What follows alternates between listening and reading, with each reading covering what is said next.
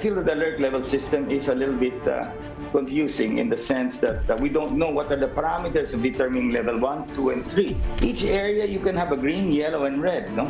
And whether it's, you can go down to the region, the provinces, no? And even the barangay level. It'll be more transparent. But what we believe is decoupling will be a good step forward to simplifying the alert system. We can have a different table for restrictions based on the national and local government level agreements. But it's important that we simplify so that the risk decision making by our individuals, our kababayans, can be made more easily. From the nation's capital, all sides, all the time, I'm Robbie Alampay. And I'm Gretchen Ho. The big story tonight.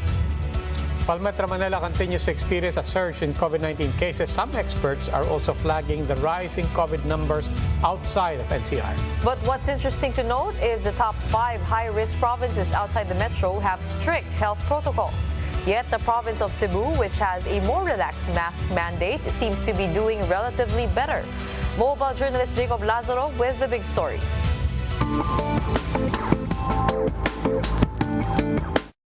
A significant increase in COVID-19 cases outside Metro Manila is now becoming a cause for concern.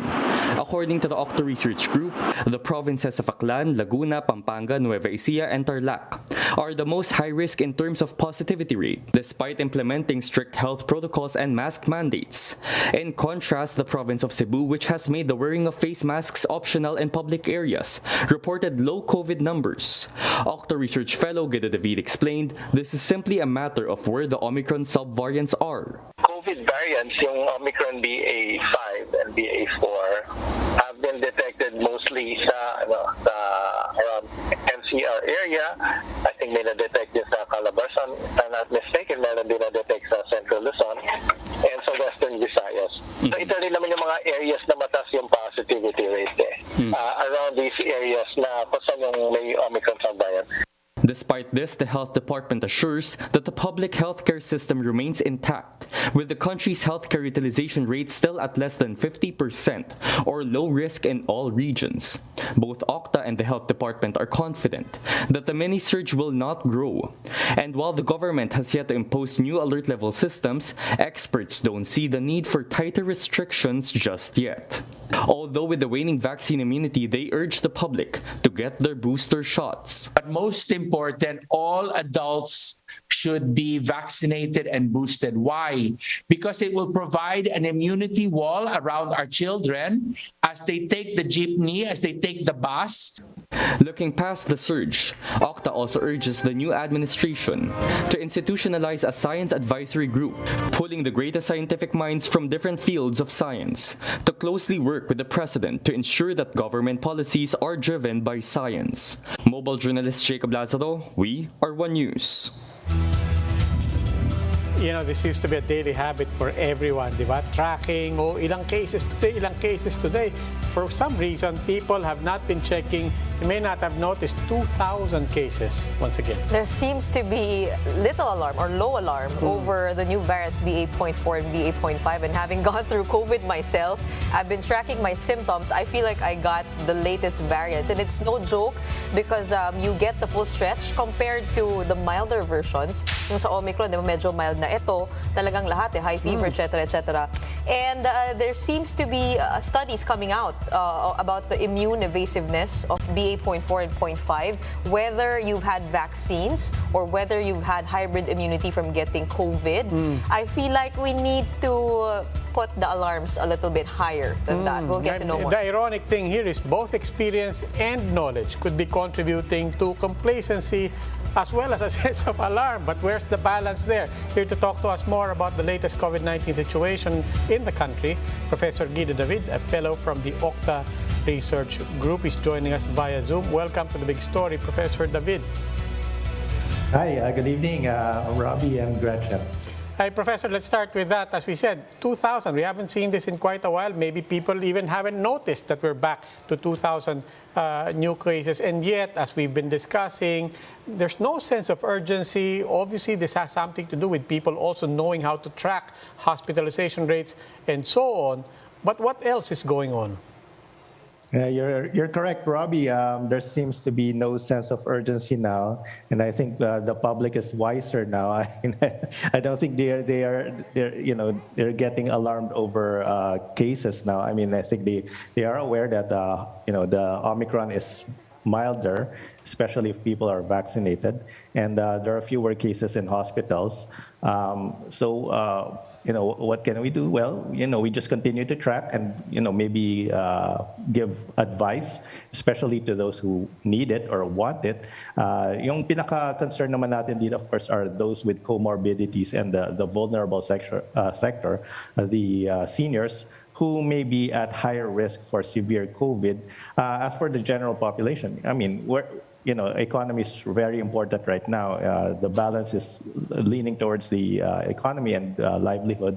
So that's why there's no escalation of alert levels. But even if we don't escalate the alert levels, or even if there's no sight of any or a hint of any lockdown in sight, I think we should raise the awareness, at least, that people should still be very careful and that the virus is still here. I mean, that said, Professor David, this is, I think, clearly a surge. Now, usually before, every time there's that word is trotted out, there is always a qualifier there, a mild surge, whatever. Is there any qualifier, and what would be another word to pair with this so people can have a proper frame of mind in terms of what we're facing here? Well, I believe it's a surge, Robbie, and maybe it's a surge not like the same level as what we had in January when we had 40,000 cases. And last year, during the Delta surge, we had 25,000 cases. So now we have 2,000. In comparing it, it looks like a much lower number of cases.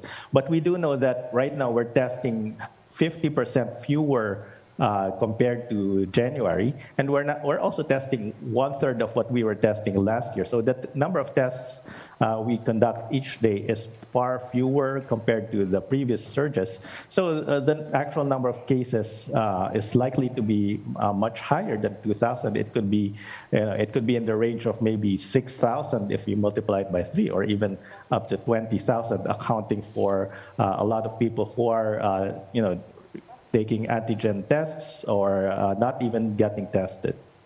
Weeks ago, Professor, you mentioned that you expect the peak of the COVID numbers very soon. Is that prediction related to how BA.4 and BA.5 trends have been doing in other countries? That's exactly right, Gretchen. We were tracking the situation in South Africa, and the COVID wave there lasted for about 2 months, which was about more or less like what we had in January during the first Omicron wave. Now, this has actually lasted, it's actually tracking for over 2 months now. So we expect the peak to happen soon, especially in the NCR. And in fact, we might have already peaked. So we just need a few days to confirm this. The daily positivity rate in the NCR is already starting to decrease. 3 days in a row, the positivity rate has actually decreased. So that's good news for us. And we expect that other provinces, which are also experiencing the wave, will soon start to peak as well. In terms of the booster rollout, how are we comparing to other Southeast Asian countries? And what has been effective in getting people to get boosted? Well, I'm actually a bit disappointed that our booster numbers are quite rather low. We have about 15 million Filipinos with the first booster shot, compared to more than 70 million Filipinos already fully vaccinated. Now, we're probably not we probably don't have the lowest booster coverage in Southeast Asia. I think Indonesia also has a low booster coverage, but other countries have high booster coverage, like Singapore. I think Malaysia, although of course their population is relatively lower. So I think we could still give more emphasis on the booster shots and how the vaccines have really helped us in managing the pandemic. Because last year, when we were at this situation, we would have to lock down and stop the economy. Now we don't have to lock down. We don't have to stop the economy. We can live with the virus so to speak. Even as cases are rising, we can somehow manage it because hospital cases are fewer. But that's because, in large part, to the vaccines and the booster shots. Professor David, given everything we were discussing about, whether people still have a proper frame of mind, if they're desensitized to this, they're used to this, or they're more analytical, given all of that, on the communication side, do you think the alert level system still works, or is there anything to be tweaked with how government engages with the public? Well, we should have a warning system, at least, so to inform the public whether cases are rising, whether it's at a level that is, concerning or not. And at some level, I think the alert level system still works.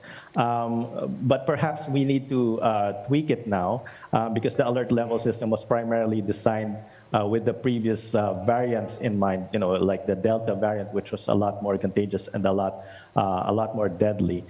So I think, retweak is in order. And we also have to adjust our metrics because, we can't be too alarmed by, a low level of cases that are rising. Unlike before, we knew that hospitals would be overwhelmed at some point. But now we're confident that hospitals will not be filled up. But at the same time, we still need to give, like I said, bring proper awareness to the public when cases are rising so that they can adjust accordingly. They can adjust their behavior, and seniors and those with comorbidities can reduce their mobility or decide to stay at home so to prevent getting COVID. One last question, quick question lang, Dr. David. We know you're the mathematician in the group, but maybe this is something that you have discussed as well with Father Nick Austriaco, the biologist, the molecular biologist, and the epidemiologist in the group. Mask mandates, what's the position of OCTA? Well, I'll be transparent here, Robbie and Gretchen. Actually, we're now part of a bigger group called the Advisory Council of Experts, which is headed by Mr. Joey Concepcion. And this is one of the items that we have discussed because we are also looking forward into possibly exiting the pandemic and how we will deal with the pandemic when it's no longer considered a pandemic, when we treat it like an endemic disease. So, we actually have proposed a framework wherein masks can be relaxed, but this is dependent on the number of cases, if cases are low, and the vaccine and booster coverage. So we need to ramp up vaccine and booster coverage to reach target levels that may allow us to relax the mask mandate. Well, I'll leave it at that because it's still a proposal that we actually have sent to the Office of the President. Okay, maraming salamat po. That's OCTA Research Fellow Guido David. And after the break, we'll talk with Leyte Representative Richard Gomez to discuss his proposal to reinstate the death penalty. That and more when the big story returns. Keep it here on One News.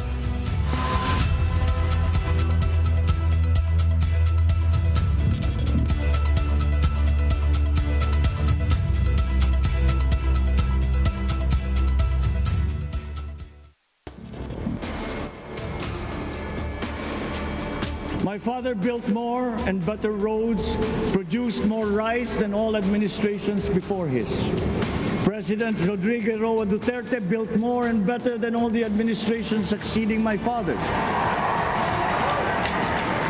Much has been built, and so well, that the economic dogma of dispersing industry to develop the least likely places has been upturned. Development was brought to them. Investors are now setting up industries along the promising routes built. And yet, the potential of this country is not exhausted. Following these giant steps, we will continue to build. I will complete on schedule the projects that have been started. I'm not interested in taking credit. I want to build on success that's already happening. We will be presenting the public with a comprehensive infrastructure plan. 6 years could be just about enough time. No part of our country will be neglected. Progress will be made wherever there are Filipinos, so no investment is wasted.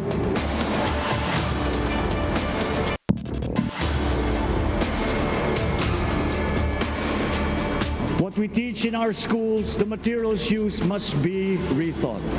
I am not talking about history. I'm talking about the basics, the sciences, sharpening theoretical aptitude and imparting vocational skills, such as in the German example, alongside the national...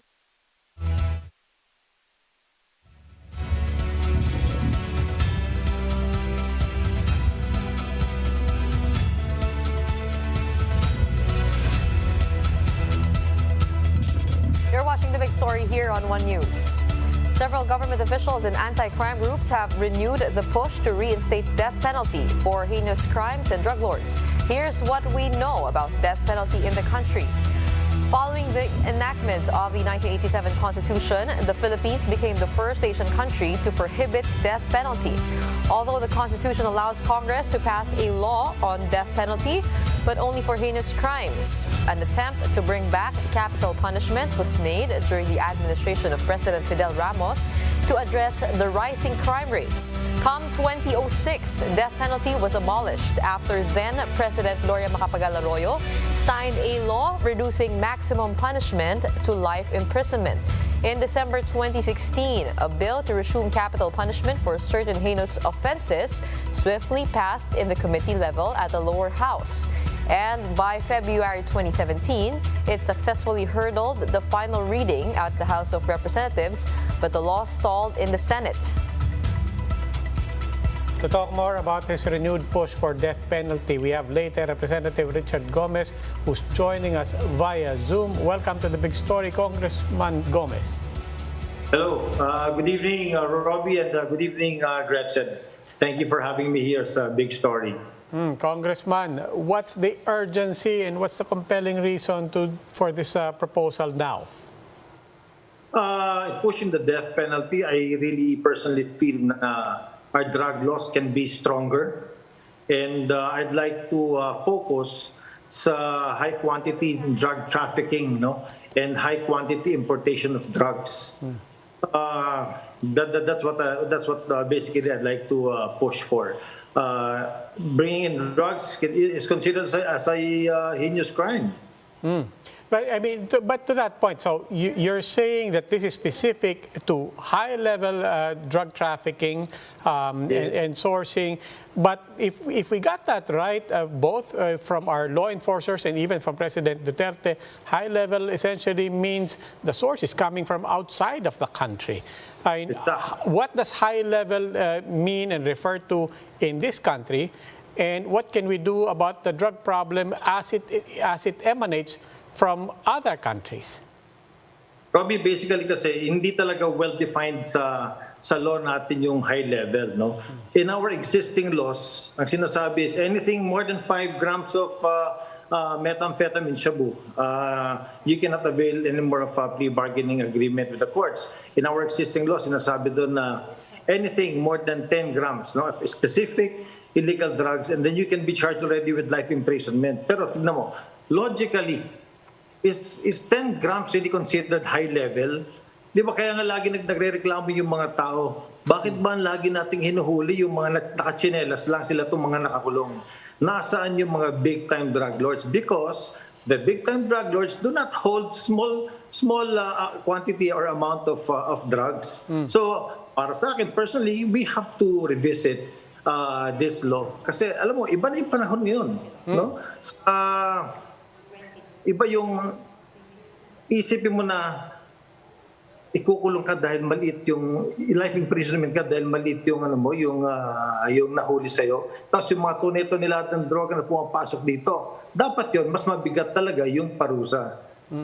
Pero I mean, Congressman, to that point precisely, nabuksan nyo nga yung topic na yun. A lot of people will keep saying that ultimately maliliit lang mahuli dito and therefore this will become an anti-poor legislation. During the national campaigns, a lot of prominent people actually changed their positions on the death penalty precisely on that argument na mukhang anti-poor nga. If I remember correctly, Raffy Tulfo among others, Senator Manny Pacquiao, even Ping Lacson and Tito Soto had to qualify their positions. What do you say to that criticism that a lot of capital punishment laws are essentially anti-poor? And secondly, siguro dovetailing into that, what is your sense of support for capital punishment in Congress, both houses, precisely given that past proposals stalled at the Senate. Yes. Alam mo, Robbie, madali kasi mag-oppose sa sinasabi ng mga lawmakers. But this is something that we really have to explore. No? Drug, it's dangerous. It destroys people's lives. No? Ang gusto kong hulihin dito talaga are the big-time drug traffickers. Hindi yung mga mali kasi meron ng batas dun eh. Gusto kong hulihin talaga, bigyan ng capital punishment of death ang mga drug traffickers, especially yung mga nag-i-import ng mga malaking quantity. And pag sinabi natin malaking quantity, that will have to be determined during the committee hearing when you talk about this bill already. The nice thing about Congress is that when you put a bill on the table, when you talk about it, anything can happen, anything can be discussed. So doon, ipaglalaban mo talaga yung gusto mo, makikipagdebate ka dun sa mga kasama mo sa Kongreso. And if you can ask for their support, then that's much better. Adding to that point, Senator Pacquiao actually mentioned during his campaign that there is, or he acknowledged that there is a need for some judicial reforms, given that, according to him, some judges are corrupt. Do you think that our justice system is ready for death penalty? Well, people can say anything. Marami, alam mo yung paggawa kasi ng batas, dapat very specific yung gusto mong gawin. You want to touch on the judicial system, that's another thing. You want to focus on drugs, that's another thing. So, dapat specific muna yung gusto natin. Ako, I'm really very specific about the imposition of death penalty for those big-time drug traffickers. The judicial system, it's another topic, it's another bill. Okay, maraming salamat po. Later, Representative Richard Gomez. Join us in the conversation. Our big question tonight, should the death penalty be reinstated? Share your thoughts on our Facebook and YouTube live stream or post a tweet with the hashtag #TheBigStory. We'll read some of your comments later on in the program. Still to come, Gilas Pilipinas is set to battle it out versus Japan for a spot in the quarterfinals of the 2022 FIBA Asia Cup. That and more when The Big Story returns. Keep it here on One News.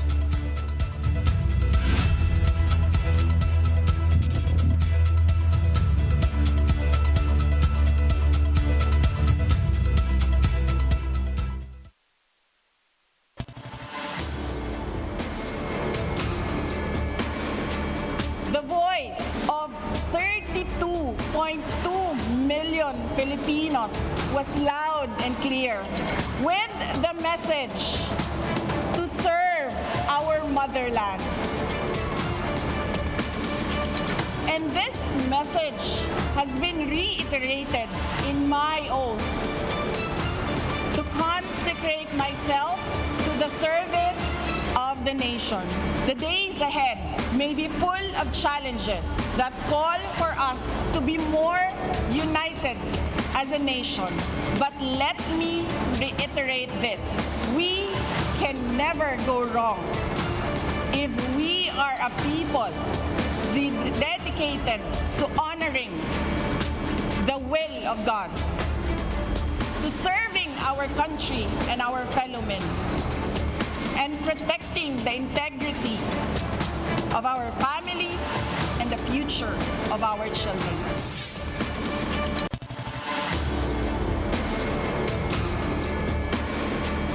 If you all take a moment to listen to the call to serve and decide to heed the call, in the same way that many are already devoting their lives as hardworking farmers and fisher folk that ensure that there is food on our tables, dedicated health workers who help the sick, brave soldiers who fight for our country, honest and fair entrepreneurs.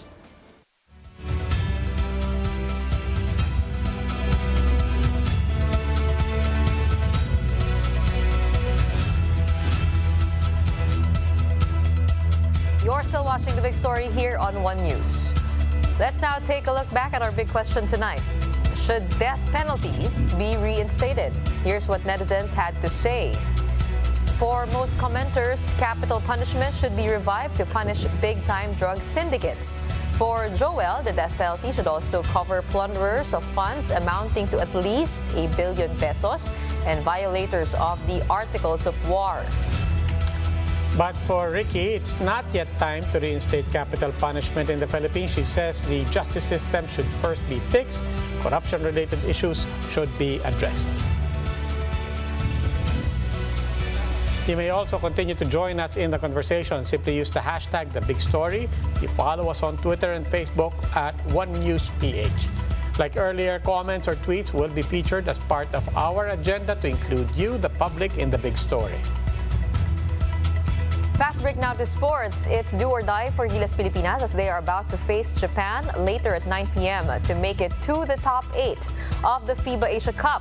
The Philippine team will be facing Japan in a knockout playoff at the Astora Stadium in Jakarta, Indonesia, just days after their 17-point loss to New Zealand. Gilas is facing a tall order as Japan's Akatsuki 5 is currently leading the standings in steals and assists, and they are also bannered by NBA veteran Yuta Watanabe. The winner of tonight's do-or-die game will take on Australia Boomers in the quarterfinals. Ay, mukhang ito nga tinatanong ko kanina kung sino mas malakas, New Zealand or Japan. Ang sabi sa akin ng sources ko, Japan daw. Kasi Talaga? meron silang NBA player, you see Yuta Watanabe is there. And they actually lead, I think, this Asia tournament in terms of assists, in terms of some also qualification in offense. There are marami syempre mga comments on the performance of Gilas, but I've been seeing some bright spots, including the emergence of young talents like Kevin Kiambao, RJ Abarrientos, SJ Belangel, who have stepped up their game, and hopefully yung experience ni 3D Ravenna, Kiefer, and Bobby Ray in Japan will give us some sort of an edge. Yeah. And in any case, parati naman ganyan ang Gilas Pilipinas. Di ba? Puso, laban, we're underdogs, we understand that. But, andyan na yan, laban lang. Well, this team also keeps saying that their long-term focus really is the 2023 FIBA World Cup. Kasi pasok na tayo doon Ito parang naglalaro tayo, nagtitest. Pero meron din man nasasabi na lagi na lang tayo nagtitesting ng iba't ibang mga bagay.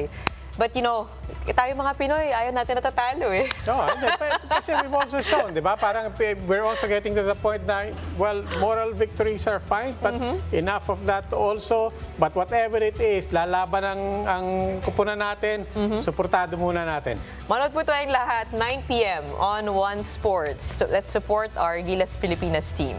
And that's the big story tonight. For more updates, follow News 5, The Philippine Star, and Business World Online. You may also log on to onenews.ph for more in-depth analysis. Ako po si Robbie Alampay. The Big Story is also available via Signal Play app. Make a free account now at signalplay.com and stream One News anytime, anywhere. I'm Gretchen Ho. Mask on, wash hands, and stay safe, Philippines. We are One News, all sides, all the time.